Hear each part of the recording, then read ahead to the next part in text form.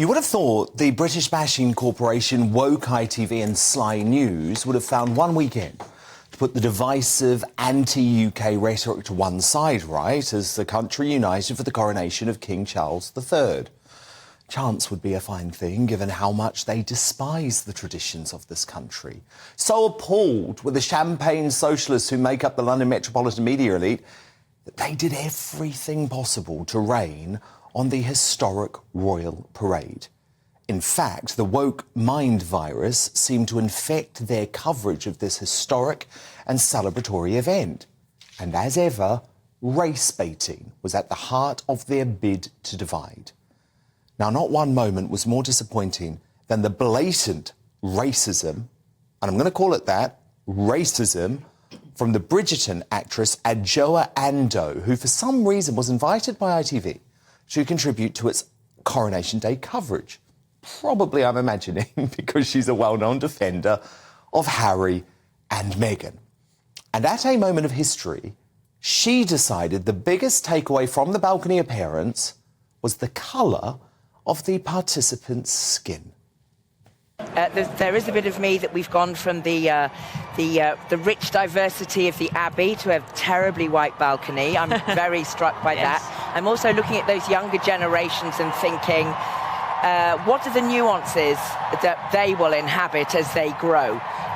Nuances that Charles has exhibited from a teenage into early 20s. You'll note not a word there from presenters Tom Bradby or Julie Etchingham. There has rightly been outrage at Andoh's racism, which we all know would be rightly considered completely unacceptable if the skin colour of those being commented on were different. But when Andoh appeared on BBC Radio 4 the next day, rather than challenge her over her anti-white discrimination, the presenter Paddy O'Connell instead reassured her that she had upset no one. I think I upset a few people yesterday. I was talking about the day and how marvellous it was, and then looking at the balcony at the end and suddenly went, oh, it's so white, because the day had been so mixed. But I didn't mean to upset anybody. I just was... You haven't upset anyone. Thank you, Paddy. I have a feeling the level of complaints flooding in probably disprove your theory, Paddy. But that wasn't the end of the out-of-touch nature of the Beeb coverage. Its royal correspondent, Johnny Diamond, used the day itself to describe the coronation as, quote, the strangest show in town. A Radio 2 DJ dismissed it as Tory Christmas. And BBC bosses decided to make one of their main studio contributors for the festivities a woke Harry and Meghan ally, yep, there's a theme here, called David Olusoga, who despises the Commonwealth and Brexit.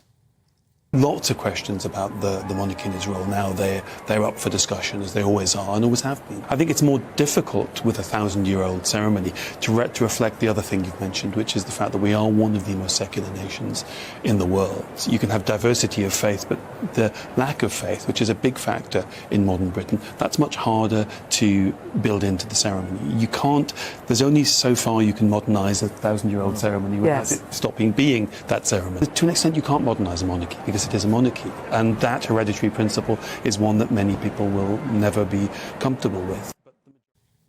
Tone deaf, unpatriotic and divisive, everything we've come to expect from the British bashing organisation. Has there ever been a moment in history where the media elite has been more out of touch with the great British public?